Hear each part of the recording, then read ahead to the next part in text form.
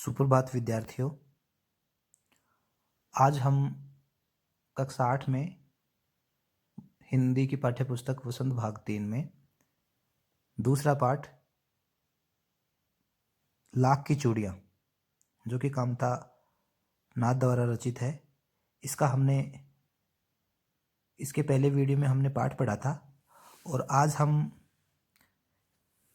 इस वीडियो में इस पाठ के प्रश्न उत्तर समझेंगे और पढ़ेंगे। आशा है कि इससे पहले वाले वीडियो भी आप लोगों ने अच्छी तरीके से देख लिए होंगे और अच्छी तरीके से समझ लिए होंगे। आप अपना गृह कार्य भी अपनी कॉपी में नोट करते जाइए समय के हिसाब से और अपने समय का सदुपयोग कीजिए। इसमें पहला क्वेश्चन है, बचपन में लेखक अपने मामा के गांव चाल से क्यों जाता था और बदलू मामा न कहकर बदलू काका क्यों कहता था। बचपन में लेखक अपने मामा के गांव बड़े चाव के साथ जाता था।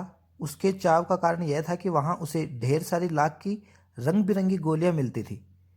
ये गोलियां उसका मन मोह लेती थी और ये रंग बिरंगी गोलियां उसे बदलू काका बदलू देता था।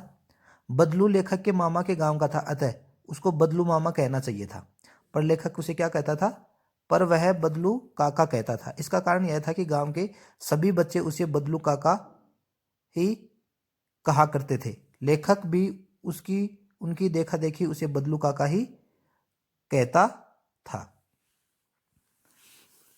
यानी बच्चों का स्वभाव होता है एक दूसरे का अनुकरण करना। तो जब गांव के बच्चे बदलू काका को बदलू काका कहते थे तो वो भी लेखक भी, यानी लेखक का नाम जनार्दन था तो जनार्दन भी उन्हें बदलू काका ही कहता था। वस्तु विनिमय क्या है, विनिमय की प्रचलित पद्धति क्या है। इस पंक्ति में लेखक ने वस्तु विनिमय के बारे में बताया है। वस्तु विनिमय एक वस्तु को दूसरी देकर लिया जाता है। वस्तु के लिए पैसे नहीं लिए जाते, बदले में वस्तु ली दी जाती थी। लोग अनाज देकर चूड़ियां ले लेते थे। यह प्रथा पहले प्रचलित थी, अब ऐसा करना संभव नहीं है। अब वस्तुएं पैसे देकर खरीदी जाती हैं। देखिए, अब समय बहुत बदल गया है। पहले के जो वनवासी थे, आदि मानव था, पहले पैसे नहीं थे तो लोग वनों में एक दूसरे से बदले में वस्तुएं लेकर एक दूसरे की आवश्यकताओं की पूर्ति करते थे।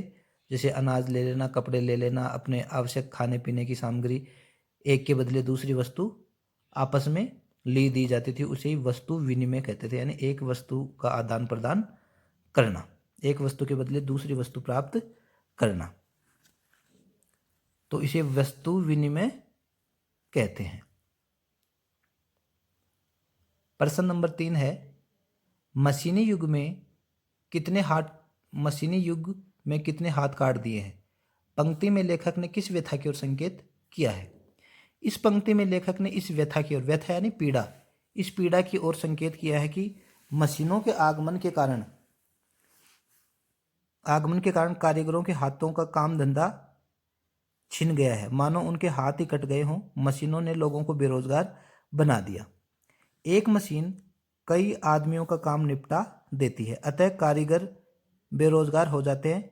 इसमें वे भूखमरी के कगार पर जा पहुंचते हैं। लेखक ने इसी व्यथा की ओर संकेत किया है। यानी मशीनें हैं जो हजारों आदमियों का, सैकड़ों आदमियों का एक साथ काम कर देती हैं। इसलिए जो कार्य के बदले पैसा मिलता था मजदूरों को, वो पैसा अब नहीं मिलता और वो कारीगर और मजदूर हैं जो बेकार हो गए हैं, निठल्ले हो गए हैं, बेरोजगार हो गए हैं।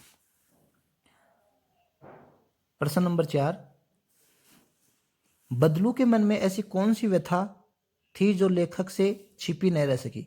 बदलू के मन में इस बात की व्यथा थी कि मशीनी युग के प्रभाव स्वरूप उस जैसे अनेक कारीगरों को बेरोजगार और अपेक्षा का शिकार होना पड़ा। अब लोग कारीगरी की कदर नहीं करके दिखावटी चमक पर अधिक ध्यान देते हैं। बदलू के मन की यही व्यथा लेखक से छिपी नहीं रह सकी। व्यथा यानी दुख, पीड़ा।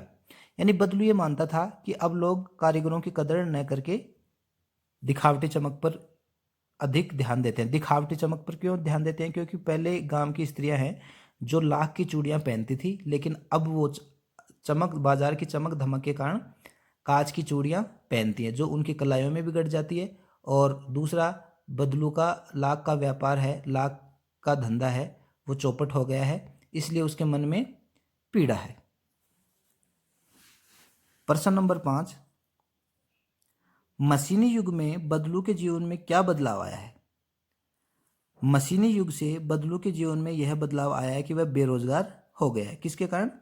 मशीनी युग के कारण, क्योंकि एक मशीन हजारों सैकड़ों लोगों का काम कर देती है। काम न करने से उसका शरीर भी ढल गया है, यानी उम्र दिखने लग गई है, कमजोर पड़ गया। उसके हाथों माथे पर नसें उभर आई है, अब वह बीमार रहने लगा है। अब उसे गरीबी और बेरोजगारी का जीवन जीने पर विवश होना पड़ रहा है। क्यों? क्योंकि उसके लाख का धंधा खत्म हो गया है। एक और महत्वपूर्ण प्रश्न है कि गांव में लेखक को सबसे अच्छा आदमी कौन लगता था? कौन लगता था? बदलू। क्यों? क्योंकि बदलू उसे लाख की चूड़ियां बना के देता था, लाख की चूड़ियां बनाकर देता। बदलू लेखक को बचपन में क्या दिया करता था? रंग बिरंगी लाख की चूड़ियां दिया करता था। और इसी कारण लेखक को बदलू गांव में सबसे अच्छा लगता था। बचपन में लेखक कहाँ जाने का चाव रहता था? अपने मामा के घर रहता था। बदलू को लेखक क्या कहकर पुकारता था? बदलू काका, क्योंकि गांव के सभी बच्चे उसे बदलू काका कहते थे, इसलिए लेखक भी उसे बदलू काका कहता था। और बदलू क्या काम करता था? लाख की चूड़ियों का काम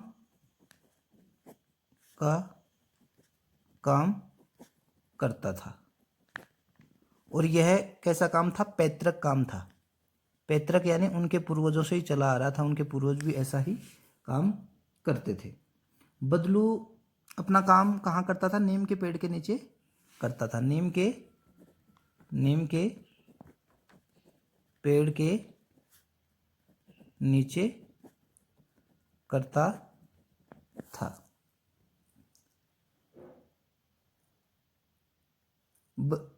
बदलू लेखक को क्या कहकर पुकारता था?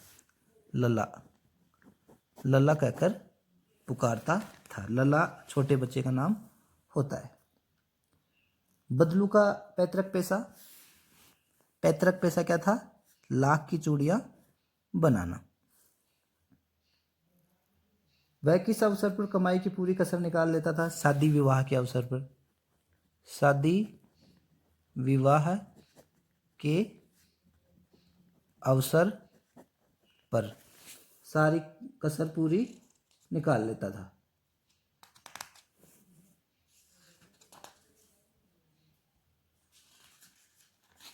विवाह के अवसर पर उसे क्या क्या मिलता था?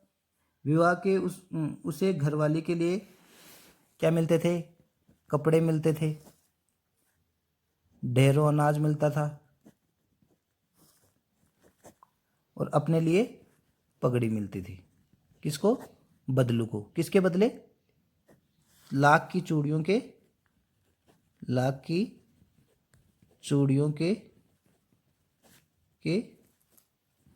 बदले। तो अनाज से उसका जीवन यापन होता था, कपड़े पहनने के काम आते थे, पगड़ी मान सम्मान का काम करती थी। तो लाख की चूड़ियों के बदले ये चीजें मिलती थी। इसे ही वस्तु विनिमय कहते हैं। बदलू को किस बात से चिढ़ थी? बदलू को इस बात से चिढ़ थी कि स्त्रियां क्या करती थी? कांच की चूड़ियां पहनती थी। इस बात से बदलू को चिढ़ थी। बदलू बचपन में लेखक के खाने के लिए क्या चीज रखता था?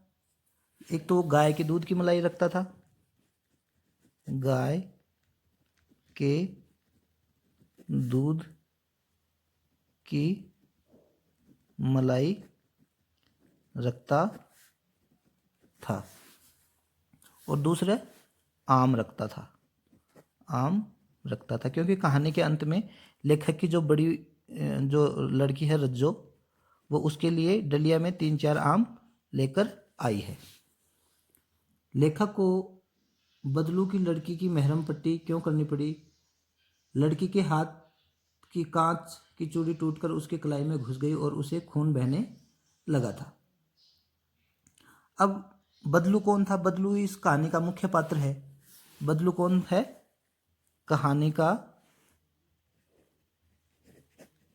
का मुख्य पात्र है, जो क्या काम करता है? लाख का काम करता है। लाख का काम करता है। और ये कौन करते हैं? मणिहार जाति के लोग करते हैं। मणिहार, राजस्थान में इसे मणिहार भी कहा जाता है। मणिहार मणिहार का काम करता था। वास्तव में वह बहुत ही सुंदर चूड़ियां बनाता था। उसकी बनाई चूड़ियों की खपत भी बहुत अधिक थी। उस गांव की सभी स्त्रियां उसकी बनाई हुई चूड़ियों को पहनती थी।